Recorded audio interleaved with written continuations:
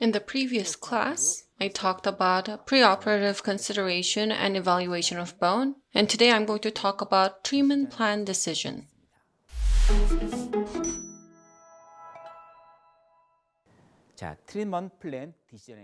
Treatment plan decision. First, look at the length and diameter of the implant to be placed. Placement position and angle, number of implants to be placed, whether it's going to be 1 or 2-stage surgery, loading. In the case of interior, whether you're going to use temporary or not. They all need to be assessed. They're all important, but in my opinion, appropriate implant placement position and angle is imperative in getting accurate implant position and crucial to long-term prognosis and stability.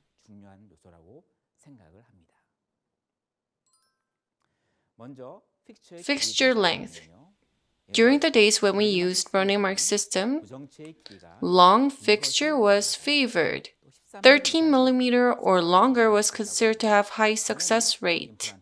It was machined surface, and the longer the implant, the better stability was achieved. However, according to ITI, the literature says that 8 mm, 10 mm, 12 mm, as for long-term survival rate, there was no significant difference. Different surfaces have been developed, so it no longer makes sense to place extra long implants. In summary, in my case, I don't think you need to place a 13 mm or longer implant and cause bone heating. In my opinion, 10 mm or 11.5 mm implant is acceptable. In different areas, the recommended diameter is over 8.5 mm. This is for implant stability. As you can see, there's sufficient bone, so don't place such short implant. If possible, place 10 or 11.5 mm implant. That would be ideal. In the past, Bone-Mark had moisture in them. So long implant was placed for good initial stability, almost 18 mm. However, this is unnecessary. If there's enough bone, as you can see, if there is sufficient bone with sinus graft, 10 mm or 11.5 mm implant should be placed. Next is implant diameter. If you increase implant diameter by 0.25, surface area increases by 5 to 8%. If you look at the surface area increase by diameter, if the length of fixture is consistent, say diameter 3.7, if it is 4 mm, there's 8% increase, 5 mm, 35% increase, and 6 mm, 61% increase. With the increase, BIC is improved and implant stability increases, but in patient mouth, there's not enough bony space, so you have to choose adequate size of implant. By area, the recommended implant diameter is as follows. On far left is for crown. Next, diameter at the cervix. Reference the thickness of cervix when you place implant. In summary, in anterior lower, cervix is 3.5 or 4.0. So in anterior lower, use under 3.5 or MS implant, in other words, one body implant. In upper posterior and lower posterior, the molar region, there's most logos there. If possible, 4.5 to 5.0. I think 5.0 diameter implant should be placed. for rest of the area, I think 4.0 millimeter implant should be ideal. If bone thickness is sufficient, even for premolar and canine, 4.5 millimeter implant can be placed. 58-year-old male patient. In 2015, the patient had extraction and implant and prosthesis was provided immediately. Implant was placed right after extraction, so it was placed deep, and for initial stability, long implant was used. 2 years into prosthesis, around May, there was screw loosening, and multiple times thereafter, screw loosening occurred. It seemed odd, so I removed crown and took x-ray. As you can see, there's tearing in fixture. In other words, there was a fracture in the fixture. Fortunately, there was a kit for removing fixture, and right after that, I used a 4.5 millimeter implant, 2 of them, which was a size bigger than the previous one, to finish the prosthesis. As you can see in the case, it was a male patient and the implant was placed deep. Crown root ratio was bad, and if it is a single crown, if there is sufficient amount of bone in premolar region, I think you'd be able to prevent the fixture tearing by choosing 4.5 millimeter diameter implant. Especially in the molar area, for implant stability, the minimum thickness for the US is 5 millimeter. In SS, 4.5 millimeter. On TS, 4.5 millimeter. In the molar area, at least you need to place this amount of thickness. Let's look at a case. Normally, when you place, you choose fixture diameter depending on the bone amount, number 25, and number 6 and 7. In number 25, there was not enough bone, and I chose 4.0, and for 6, which also did not have a lot of bone, I chose 4.5, and for 7, with sufficient amount of bone, 5 millimeter implant was chosen. Before surgery, I took CT and evaluated the amount of bone, and then chose the appropriate diameter implant. But everything has exceptions.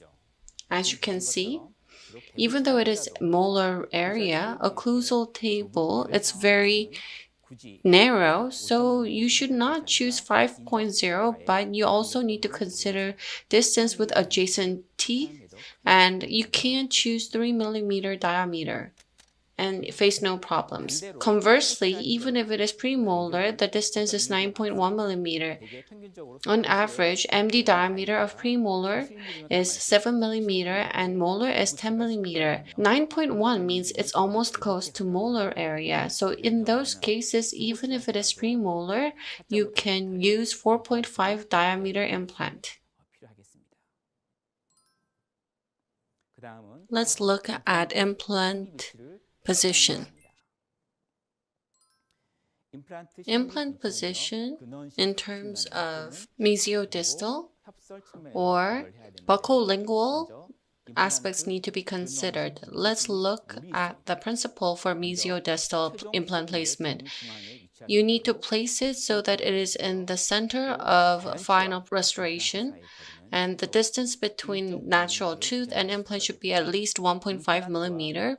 Implant to implant distance should be at least 3 millimeter. As I mentioned, when you need a single implant, MD position should be at the center of where prosthesis is going to go.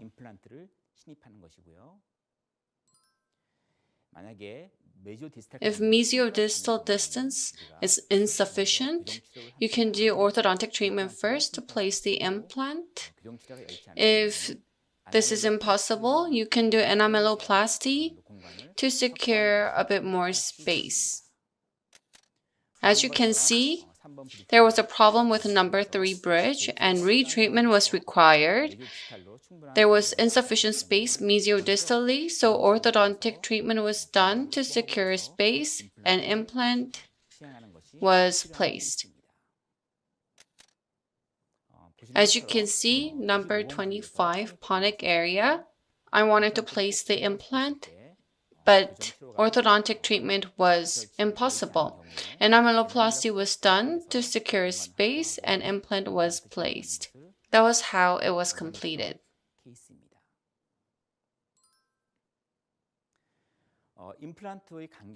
Distance between implants.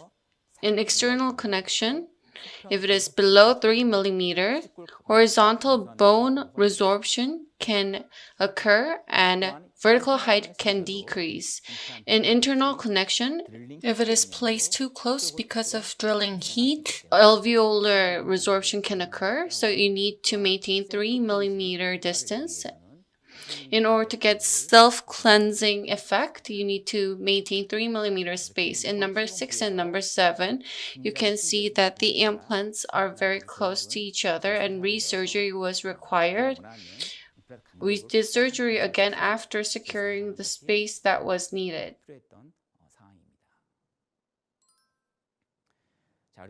In the most posterior teeth, it's very difficult to get mesiodistal position. When we try to get space, think about this. Molar crown's diameter is 10 mm, then center is 5 mm. In other words, in number 6, the position that's 5 mm from the distal, that's where you place it. Let's say the molar and implant distance is 2.5 to 3 mm. If you place 5 mm diameter implant, add 2.5 mm, and ideal placement should be 5.5 mm away from number 5. The next is buccolingual position. If you try to get buccolingual position, it should align with buccolingual center of adjacent teeth. And check whether this is normal dentition and also the occlusion with the opposing arch. Check whether there is sufficient bone in the imaginary entry point, and after we place it buccolingually, you check if there is over 1 mm of bone on both sides.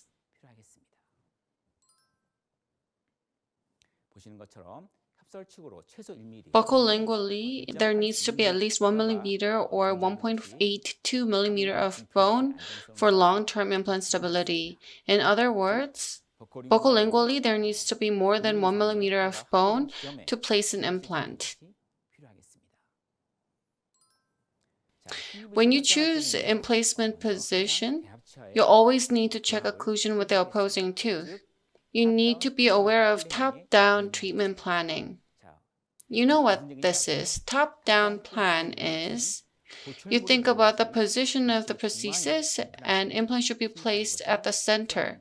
This is the way to gain the stability of occlusion and implant. This is a necessary concept. Ultimately, we are doing it for prosthesis. For ideal delivery of prosthesis, so you need to place the implant at the center.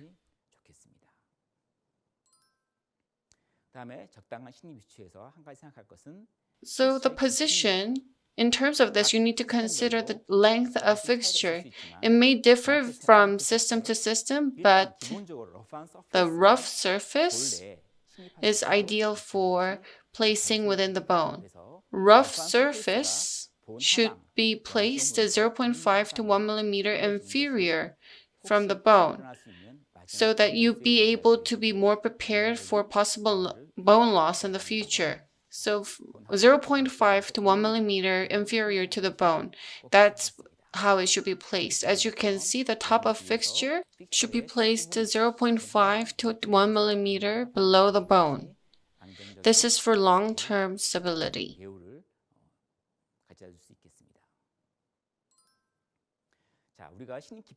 When we consider placement depth, you need to consider biologic width. It's a way to protect inside from the outside. It's a soft tissue thickness to do this. You need approximately 3 millimeter around the implant. When you choose a placement depth, there needs to be 3 millimeter of biologic width, and minimum abutment length is 4 millimeter for prosthesis retention. And if you add 1 millimeter of prosthesis occlusal surface thickness from the implanted tap to the opposing tooth, there needs to be 8 millimeter. In order to have emergence profile similar to natural teeth, you need 8 millimeter of space. Emergence profile is how prosthesis starts from gingival sulcus. From subgingival to supragingival, it is the shape of prosthesis as it transitions. In order for implant prosthesis to have similar emergence profile as natural tooth, you need 8 millimeter of space. The length of the mount is normally 8 millimeter.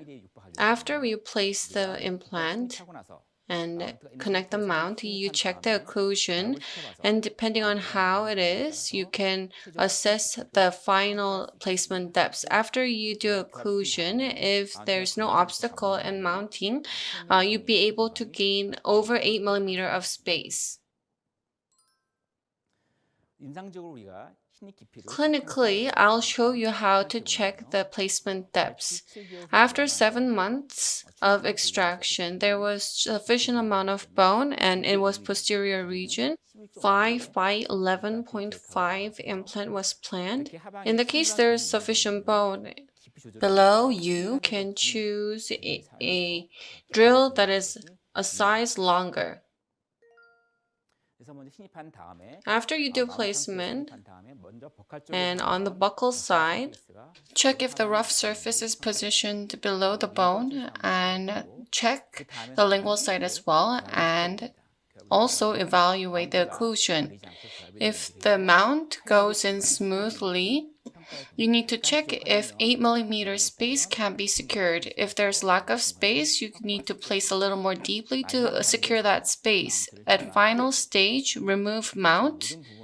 Check if the entire fixture is positioned 0.5 to 1 millimeter inferior to the bone, and if necessary, use fixture driver to adjust the depths. As mentioned earlier in the previous lecture, in the mandible posterior area, there's a lot of cases where there's lack of space, so you need to place it a little bit deeply. Let's look at buccolingual placement and position and angle. Drilling direction should be considered from mesiodistal buccolingual perspective. In general, mesial tilting is required to resemble axis of natural teeth. The placement angle needs to resemble adjacent natural teeth, so you need to get that angle. As you can see, in the below case, mesial tilting is done similar to adjacent natural teeth, and prosthesis whole direction is in the center. However, if the mesial tilting is not done, the whole direction becomes distally inclined and cantilever effect can occur. So you need mesial tilting similar to natural teeth. It is the same in the upper area. In prosthesis with mesial tilting, the whole of prosthesis is located in the center. However, if it's not done this way, it can be distally inclined and occlusion may become unstable.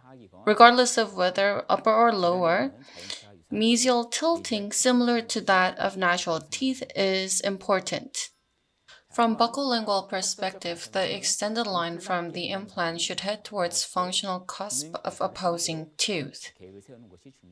When you're placing implant in the upper, implant position needs to be towards lower posterior's functional cusp or buccal cusp, and when doing it in the lower, the position needs to head towards upper posterior's functional cusp, the lingual cusp.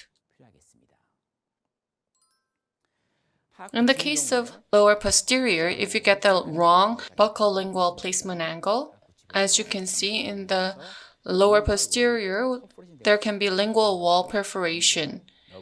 and there can be damages to nerve or blood vessel. In the lower posterior, there's a concave anatomic structure. If you get the wrong angle, there can be lingual perforation, lingual artery, or arteria segmentalis can be perforated. As you drill in, you can cause damages to it, so you need to pay special attention. This is another case. Once implant is placed, the implant in the center needs to be changed. The direction needs to be changed. You need to pay attention to this. If you want to alter the direction, you need to remove it and do side cutting. Use a drill with a knife on its side and then place the implant. When you need to adjust the path, drilling is already done in that area, so final drill, in order to get good initial stability, you need to do under drilling by one size.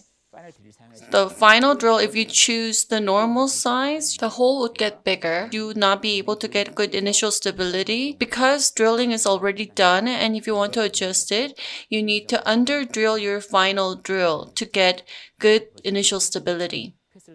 This is a tip when you're adjusting the path. Next consideration is the number of implants to be placed. In general, except for anterior, you place one implant for one missing teeth. However, in the anterior, you don't need to do it for every single missing teeth. So in upper anterior, you place 4 for 6 anterior, and for lower 6 anterior, you place 2. Depending on the patient's economic condition, you can also consider implant bridge. However, if possible, you need to avoid cantilever force, so implant position should be carefully thought out. So in the upper, number 4 and 6, and in the anterior, number 2 and 3 implants were placed. In the lower, I didn't place an implant for every single missing teeth, so I placed 2 implants and did a bridge, but you need to be aware of cantilever force.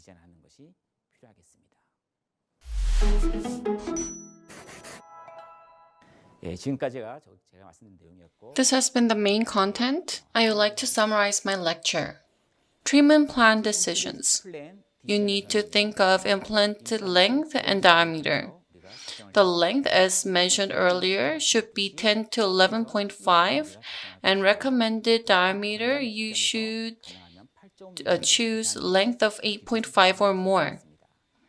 The diameter, except for lower anterior, choose 4.0, and for the molar region, you can choose 4.5 to 5.0.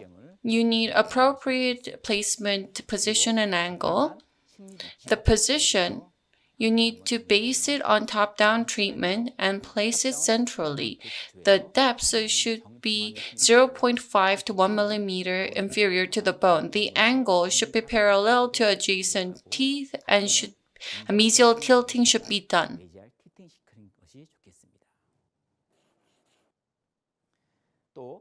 Number of implants to be placed. Except for anterior, you can place implant for every missing teeth. If you need to do bridge, you need to avoid cantilever design. Appropriate treatment plan reduces time, and functional and aesthetic satisfaction can be increased. Accurate position and appropriate depths can lead to natural and aesthetic results. Therefore, when you do treatment planning, you need to think of fixtures, length, diameter, position, and angle to get successful surgery results. You need to keep these in mind and apply them in actual surgery to get good results. What was not mentioned today will be addressed in offline lecture. Thank you for watching.